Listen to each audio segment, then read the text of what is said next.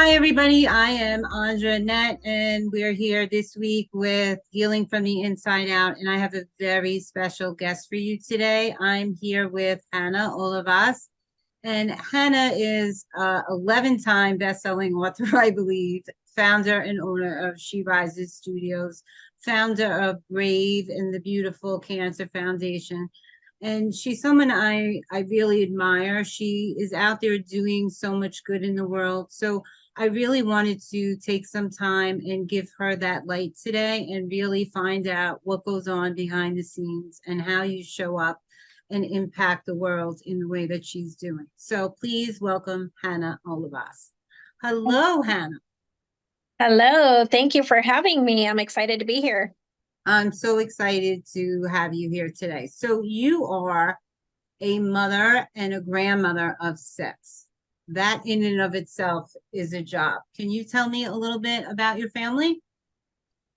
So I am married to my first love. I met him when I was 13. So I've known him over half my life. We just celebrated our 10-year wedding anniversary. Um, we have, between the two of us, we have a blended family of 8 kids in total.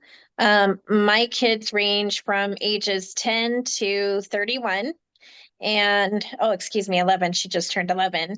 And then I have 6 grandchildren and one on the way. And my grandkids age ranges are 4 to 15, Wow. boys and girls.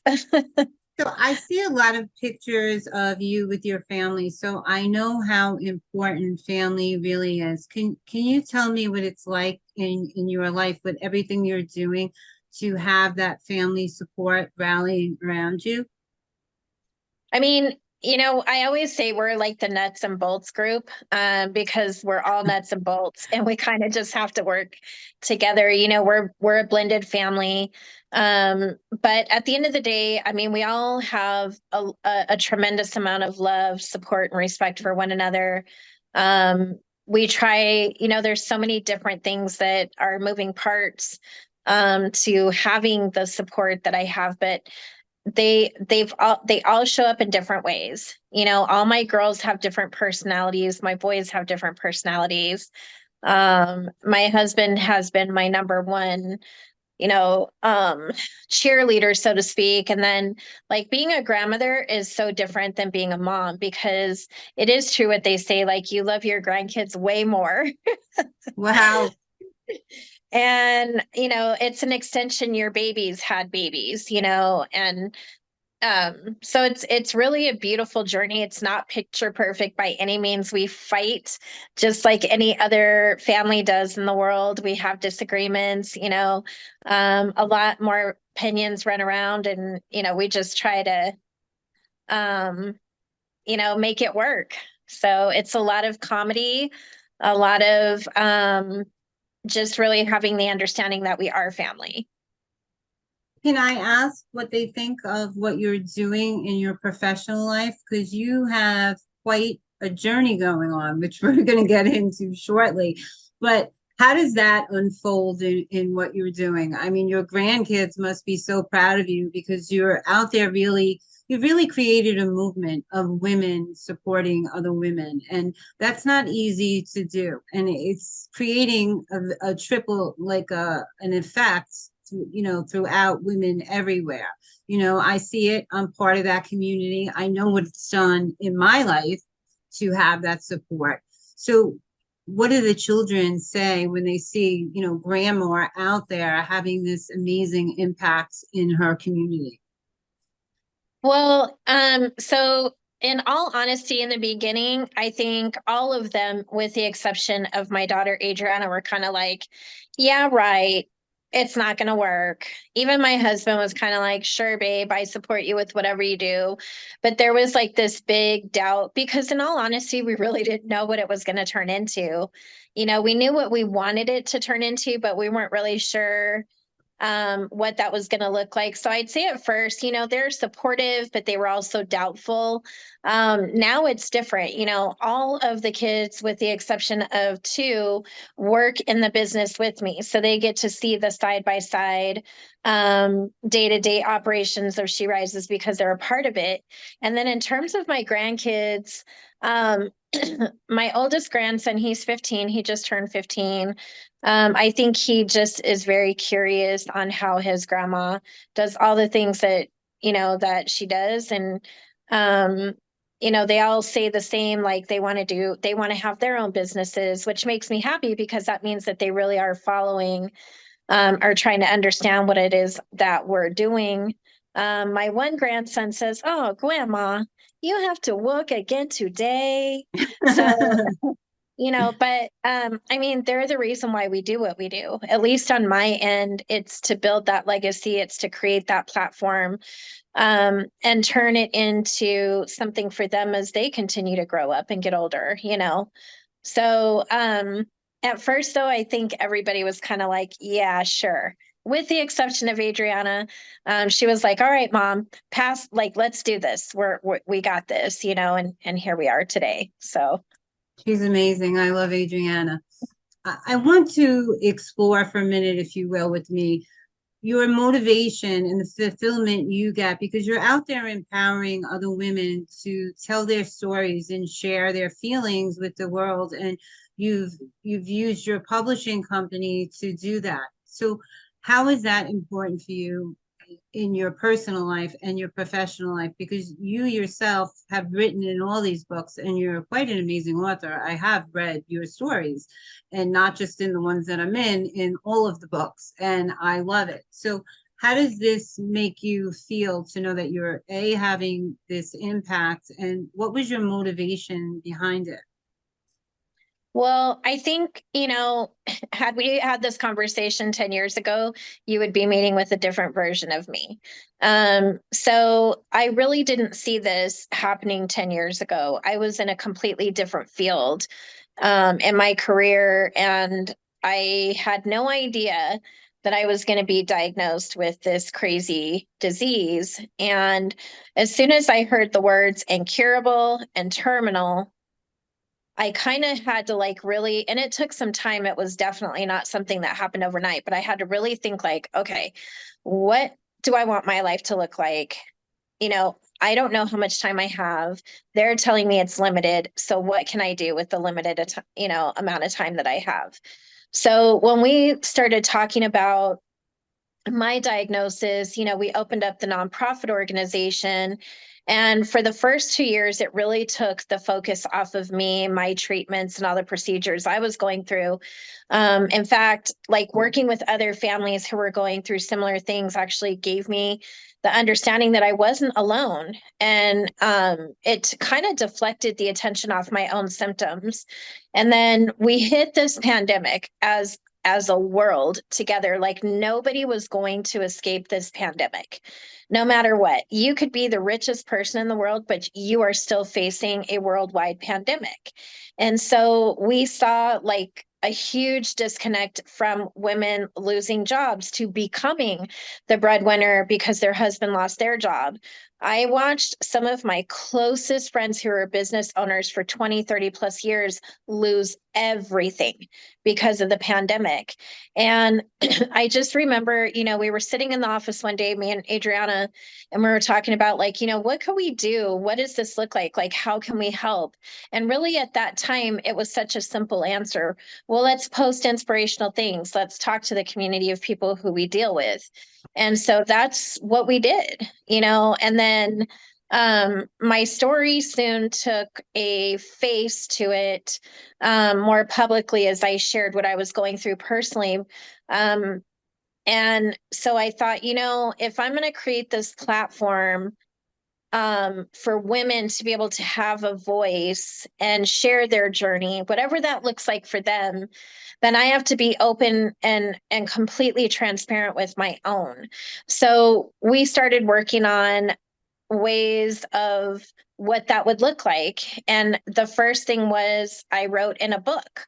It was very hard because my background is not writing. I write in my journal, I scribble in my journal, but I wasn't a professional writer. I had no training whatsoever.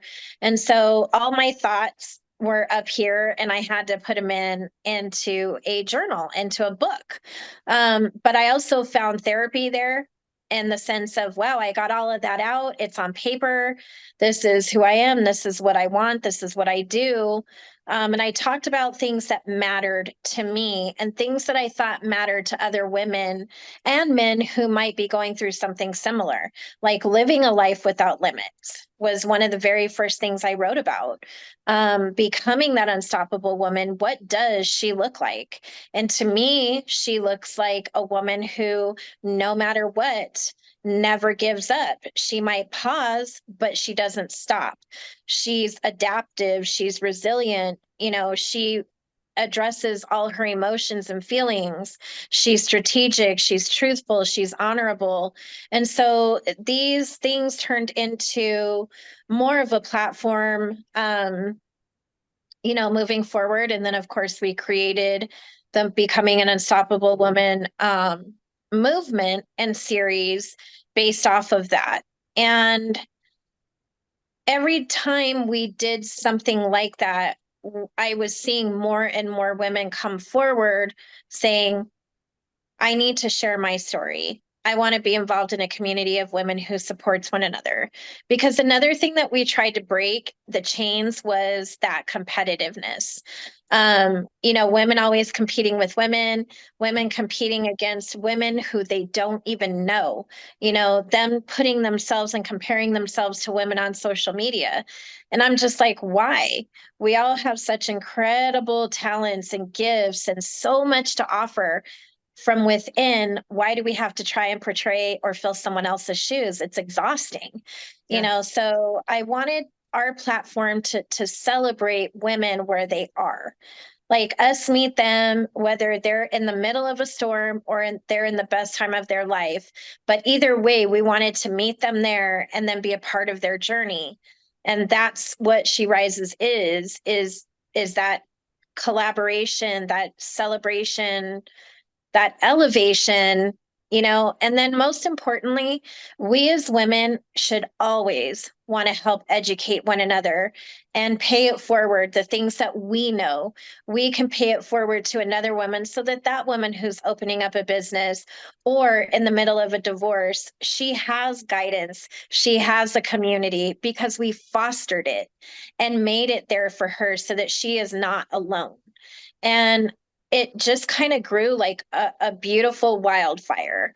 And I don't think that it'll ever stop because the true intention is to truly make sure that whoever comes in what I call our home, which is She Rises Studios, that they are treated with the utmost love and excellence and respect possible. Is it bumpy? Yes. Is it a mess? Yes, at times it is. But at least these women know that we're truly vested in what they're doing. And so then we opened up the publishing company. And I've written 24 international and national bestsellers since September of 2020. So I have never put my pen down. Oh I my just keep God. writing and writing and writing.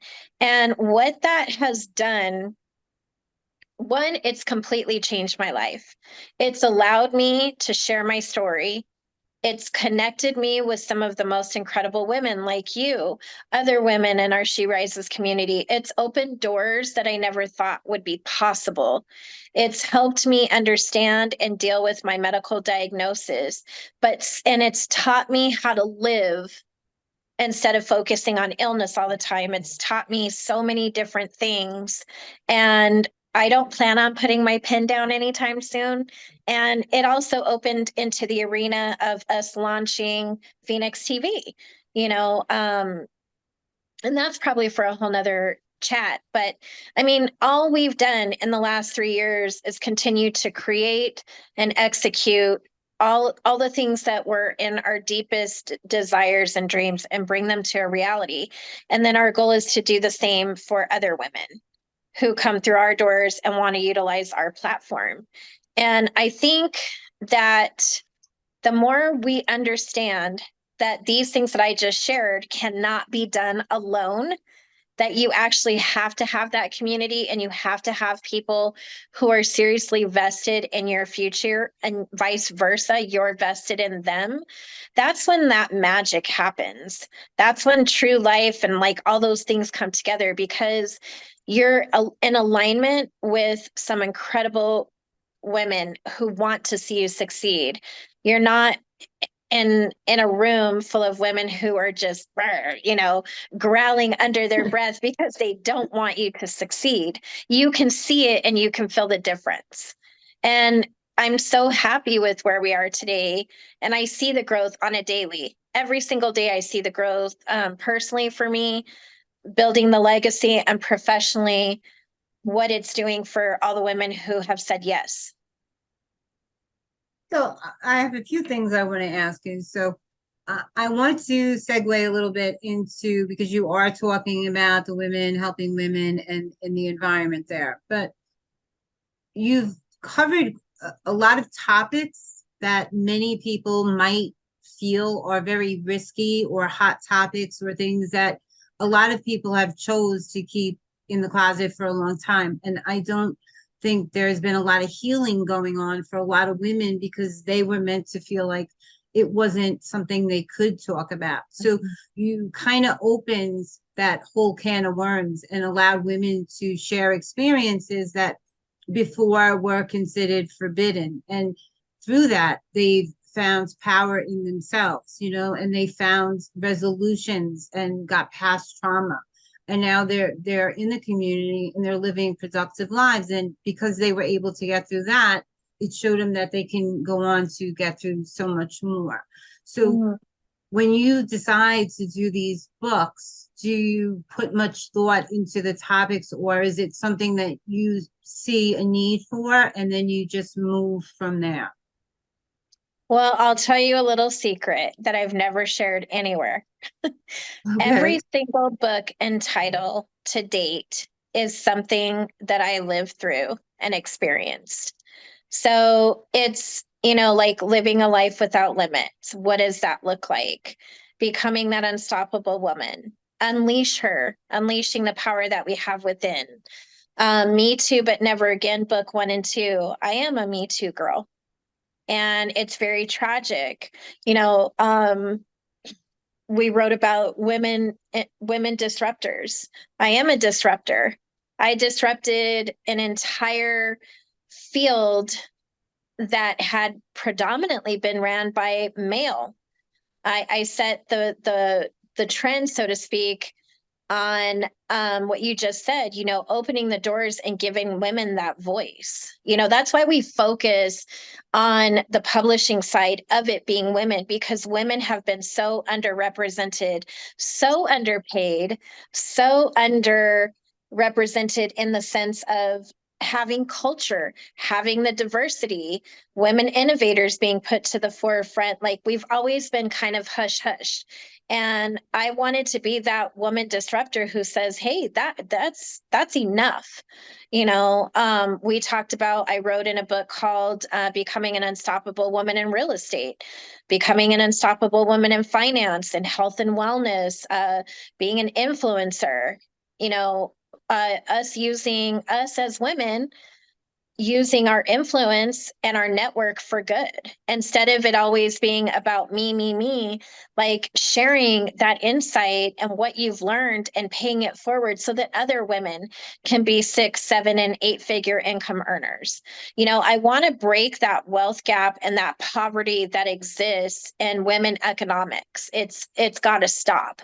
And it's a global issue and we're not taken seriously. And I'm just like, hey, it's enough is enough. So I get a lot of pushback, but it's okay because that pushback tells me that we're doing something right. We want to create an economy that is so strong and women owned that no woman would have to wait a week to buy their child a toy. Like, I want to cut out the paycheck to paycheck lifestyle.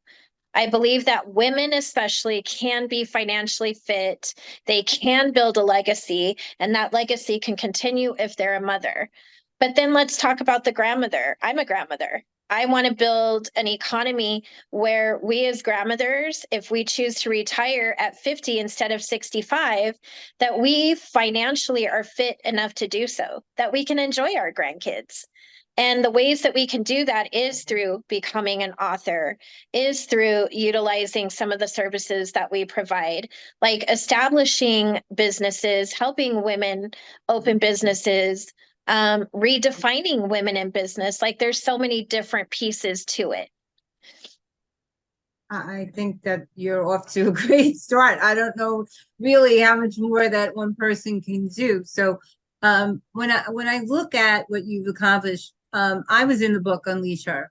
And for me, it had a lot of significance because, I have been in healthcare for 36 years, but I was never in the online space. And there was predominantly, like you said, a lot of men and a lot of men reaching out to me. And I felt very lost in that space. And I was thinking about giving up. And then I was approached to do Unleash Her. I said, yes, this is a sign. This is telling me to keep going. So for me, it was very significant. I know that it's changed my life in a lot of ways, in my belief systems, and knowing that there's always a what's next. You could always do more, and that it's sometimes it's you want to give up because things aren't going your way, but it's necessary to move on and to find the strength in that failure sometimes, I think when you are in that point, like when you're so overwhelmed and you're ready to give up, I think that's when the breakthrough comes. And you'll hear so many people say that, but it's true. And you'll hear people say, well, maybe it's time to pivot. And I always think to myself, and we've had a lot of those moments, right? Where we're just like, oh my gosh, do we stop? Do we go? Like, what do we do? And my answer is this: when you're not sure, that's when you pause, but you don't stop. You pause and you kind of have to look at like what's working, what's not working. Here you don't change the goal, but you might have to change the way you reach that goal. So in a male dominated field, which is still out, it still exists, how do women show up? There's 1,000 answers I could give you, and how women can show up and break some of the stigmas that are out there. But why it isn't stronger after how many hundreds of years is because women stop. When that overwhelm comes, they stop and they give up. So, one of the biggest goals that we're focusing on this year and moving forward is to teach women to push through positively and not stop. You can pause, you can catch your breath, but you can't stop. And maybe learning a different way to attain that goal, you know, it's like they say there's 1,000 ways to get to New York City, right? Mm. Which route are you going to take? Right. But the end game is you still want to get to the Big Apple. That's pretty much everybody's end game, is they want to get to their Big Apple. So what does that look like? I'm here to help women find out what is that. And I'm also here to help women. There's so many women that are on emotional overload that they don't even know how they feel. If you can imagine that, you're so boggled down with emotion and trauma and all this yucky stuff that you're disconnected and you can't tell if it's heads or tails. And sometimes you need someone from the outside to say, hey, I'm going to help you, and here's how I'm going to help you. And one of the biggest tools that we created was publishing, was getting it out and sharing your story and not being afraid of judgment, ridicule, because those people who judge you and ridicule you definitely have much more yucky stuff behind the scenes than you do. And so I call them the naysayers, the doubters. And if the naysayers and the doubters are reading what you're sharing, then you're doing something right. You've struck a nerve. So let's keep striking nerves and pluck out the stuff, and get to the Big Apple that we all want to get to. And that's why I'm so adamant about telling women, write your book, share your story, because there's somebody out there is going to need it and want to read it. So don't quit, you know? Absolutely, absolutely. But I think it's important too that to mention that a lot of women give up because of the lack of support, because they really don't have that strong community and that bonds. And I believe that it's harder for women to build real connections because it has always been competition instead of collaboration. So when you offer that hand, they're a little skeptical at first, you know. Mhm. Even when I've invited people to the community and they've come in and seen that they can talk about themselves and really share what's going on in their life inside of it, they're like, is this for real? They didn't really know how to accept it because it's really unheard of today. So is it important? Yeah. Absolutely. And I think that a lot of people feel overwhelmed because they're really not in sync with themselves. They're trying so hard to be what the world says they should be instead of really honing in and finding that love for what they do. You know, the closer you are to what you do and what you love, the easier it is to have that ease and flow. But when you're trying to fit into everybody else's box, it's really not, it seems very hard Mhm. to reach, you know, because it's not meant for you. But I don't want you to get away just yet. So I want to segue into your diagnosis. So it was 2016 and you got a very traumatic um news from your doctor. So can you take me back to that day, what that was like for you for to hear that, the kind of emotions that flooded through you on that day? Well, prior to my actual diagnosis, I kind of had a suspicion that something was wrong, because I lost my baby. I was 8.5 months pregnant. And there were complications throughout the pregnancy. And, according to doctors, I was already too old to be having children. And so we called him our miracle baby. Because when we found out I was pregnant, we were like, "What? No way! I think we should check this and triple check this," and because we just couldn't believe that this was happening. And then we find out that it's a boy, and my husband has 4 girls, so he was like, I have 2 boys, 2 girls, and he was ready to be that boy dad.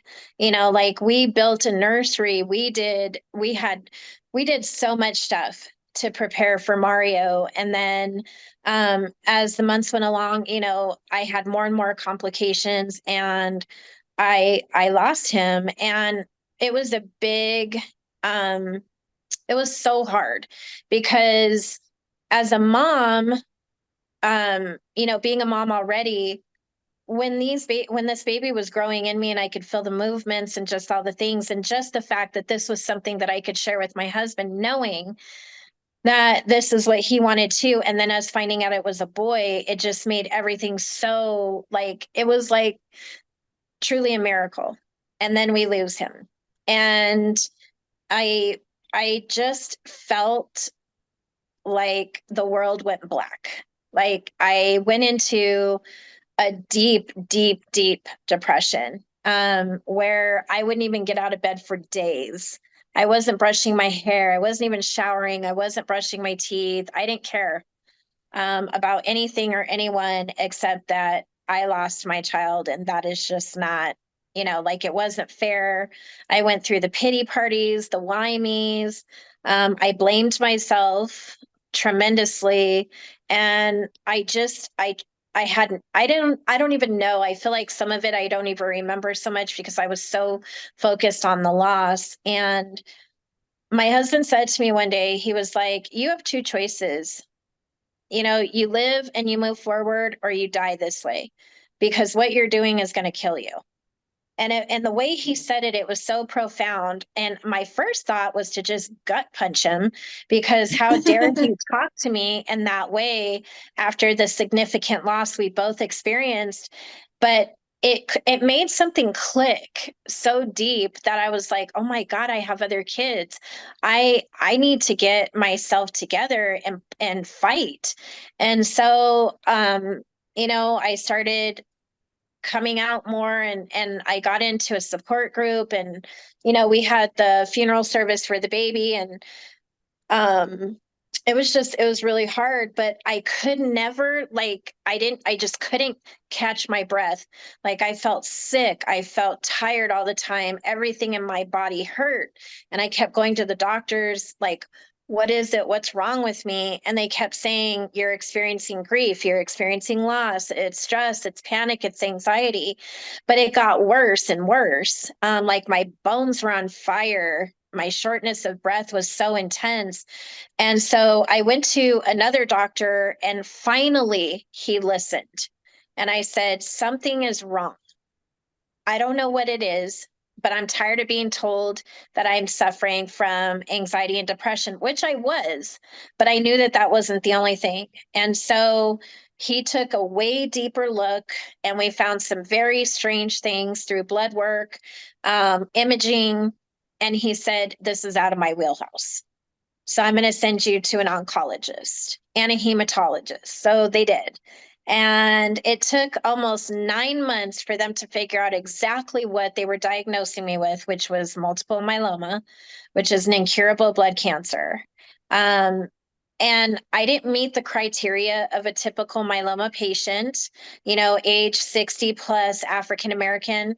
I'm I'm not even in my 50s yet. I'm not African American. And so I got sent to the Mayo Clinic. I was sent to UCLA. And now my home is City of Hope. But through it all, it's been like this one fight after another, after another, after another. And there was a good 2 years where I spent in that dark place of being diagnosed, losing Mario, trying to pick myself up and find the new normal. And I feel like some of the new normal was when I started asking for help. When I shared my story, I shared it on Facebook, and a woman found me, and she was like, would you be willing to talk about this? And part of me was like, no way. Because the more I talk about it, the more real it is for me, because I'm talking about myself. And finally she had perseverance, and finally I said yes. And the story went national, and I don't know why it did. I don't know why people found my story so compelling. I can only say that as I've shared it and I've been very honest about the whole thing, is that I just am not ready to give up. You know, I'm not quitting the fight. It made my family stronger. You know, I had to start looking at the positives that came from the diagnosis. But the day that I heard the diagnosis, I don't even remember how I got home. I just remember sitting in the driveway that day, just in tears, wondering how I was going to tell my kids, and how I was going to survive this, and how would they survive this.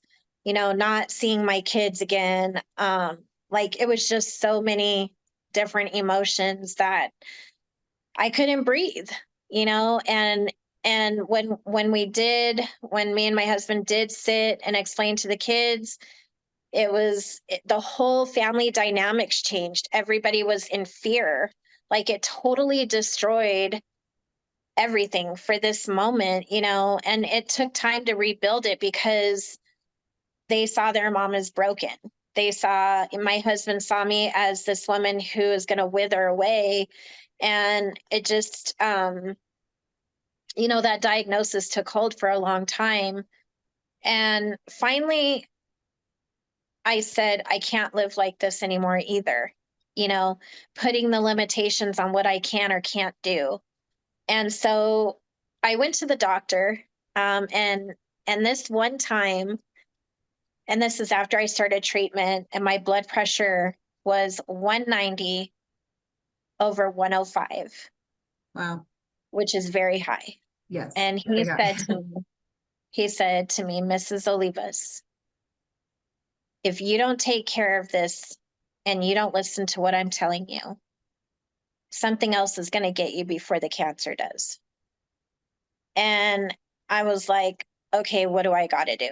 And he said, you need to face the fears. You need to go talk to somebody.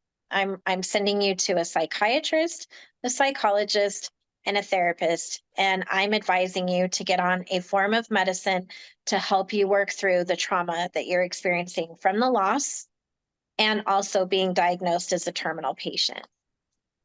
And that was a big eye opener for me, because in my head I was like, there's no way I'm going to go talk to strangers. I'm not going to get on medicine. Like, I went through the whole thing. Like, this is not me. I'm strong. I'm this, I'm that. But the reality is, I am those things. I am strong. I am brave. But the bravery came from what came next. And that was when I said, okay. And I went to go meet with the psychologist, the psychiatrist, and the therapist.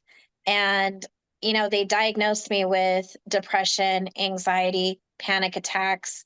And they all said, like, they were surprised I was still walking around.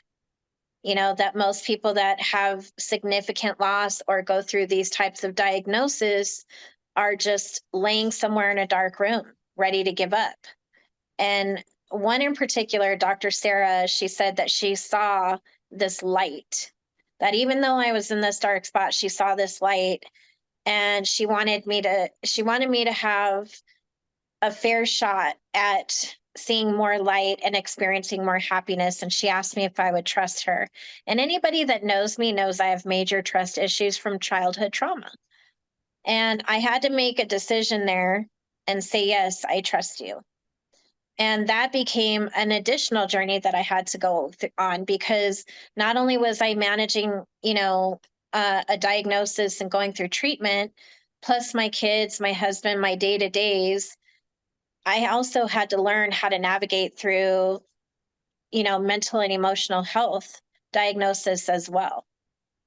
So that becoming an unstoppable woman that I talk about so much is just that. I'm always becoming.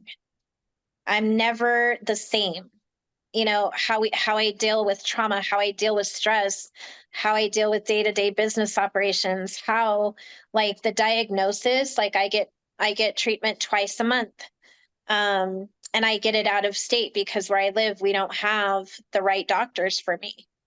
So I've had to incorporate this into my normal day-to-day living and maintain a sense of um, health, mental, physical, emotional, spiritual. I lost all faith.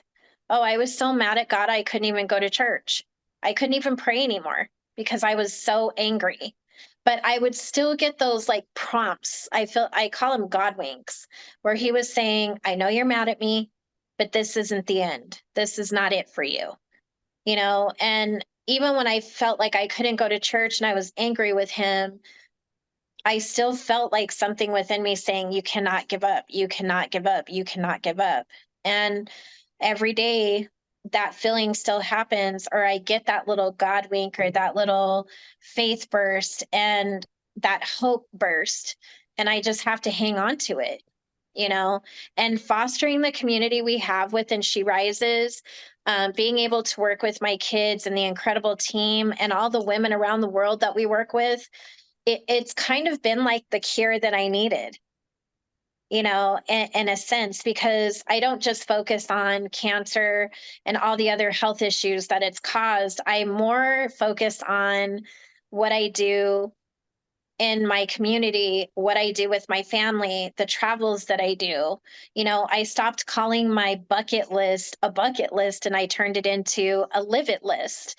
I stopped calling my to-do list a to-do list and put it to a ta-da list. And I had to learn how to um get some stamina, and not just throw my hands up in the air and go hide and cry. It's good to cry. You have to process every emotion. You have to get it out. You have to feel it. You can't just push it down, but you can't stay there. And that's what I was talking about, like pausing versus stopping. Like, I had to take those pauses, and I'll always do that. but I won't stay there. I'm not going to stay stagnant. I'm always going to fight as long as I have the fight within me. And a lot of that fight comes from the community, from my family, from my kids, you know. And like my goals are so big. They're so big. Like the things that I still want to do are huge, but I believe that I'll attain them. I know you will. I have a lot of faith in you, Hanna Olivas. I think that a lot of your story, even just sitting here listening to you, is it sends a message to a lot of women, even women that are dealing with cancer, because despite the loss and the grief that you were going through and going through all the stages, I mean, we definitely go through different stages of grieving, denial, anger, all those different things.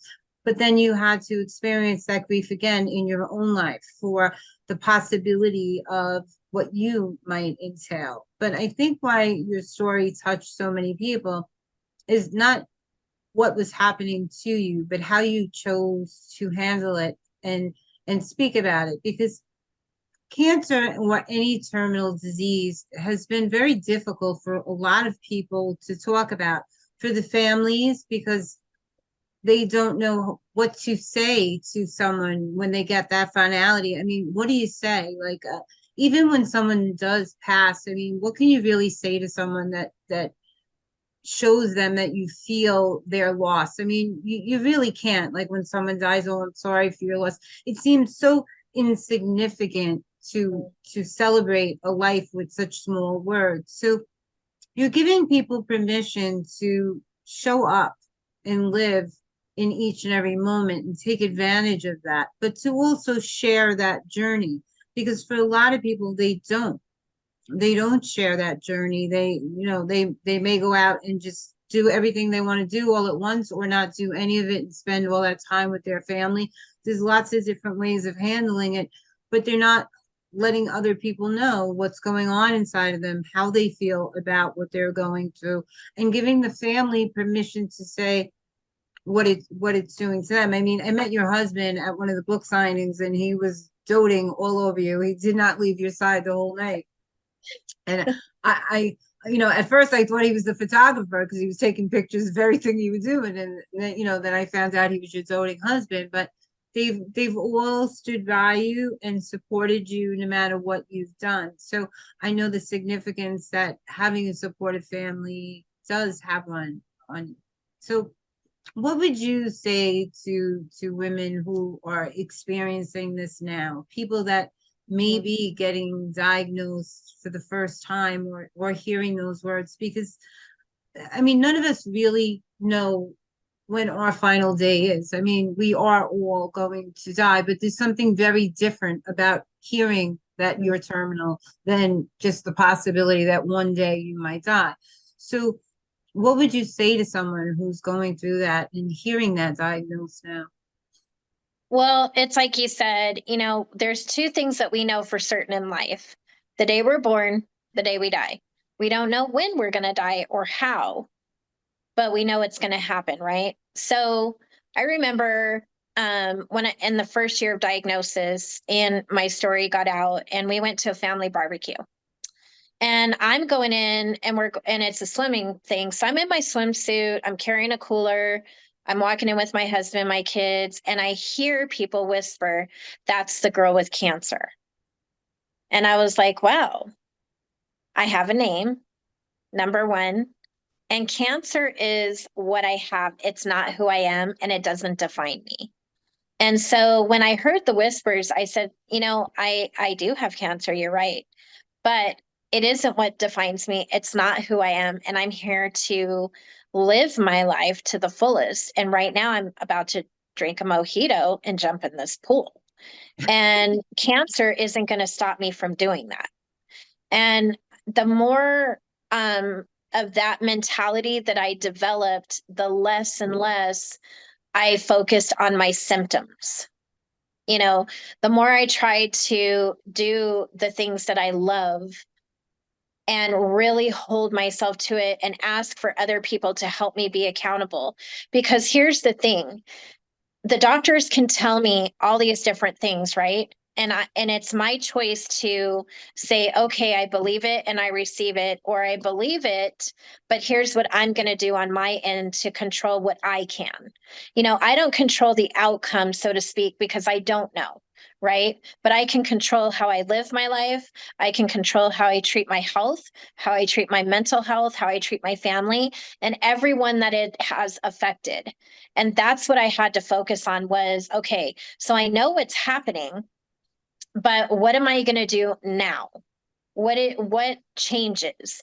I'm still able to get up every day. I still make my own bed. I still go to the grocery store. On the days that I have treatment and I feel really yucky, then either my kids step up or my husband helps. So I had to learn how to ask for help, how to lean on others. But I also, you have to fight. Like when doctors tell us you're terminally ill, okay, it sucks. It's the worst things you're going to hear.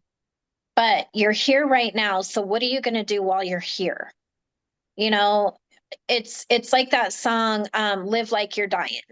If you really listen to what he's telling you like, okay, so you got some crappy news, but what are you going to do right now?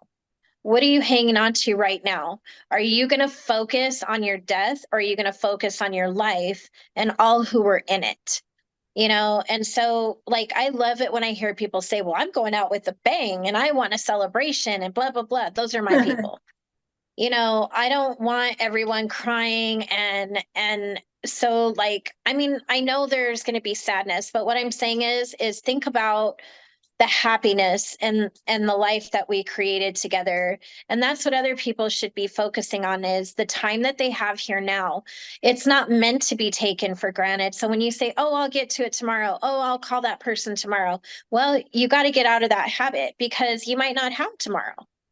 And the words that you have for someone today, if you put it off till tomorrow, they may never hear. So you have to live in the present and you have to fight.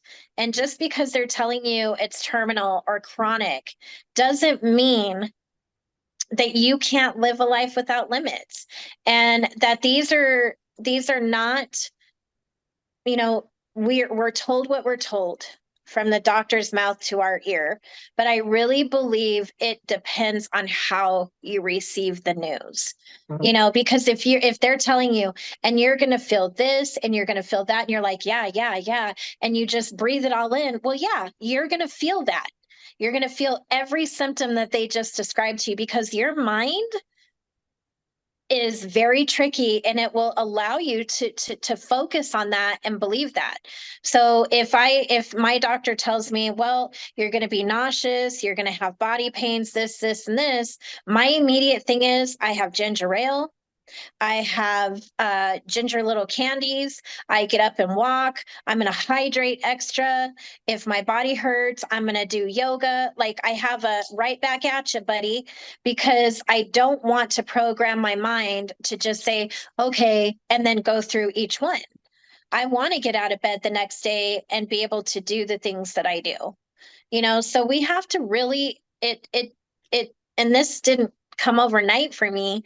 This is a lifestyle that I've had to continuously fight for, and there's a fight in all of us, terminal or not, chronic or not, you have a fight within you, and you just got to dig deep and unleash that shit so that you can move forward and live while you're here.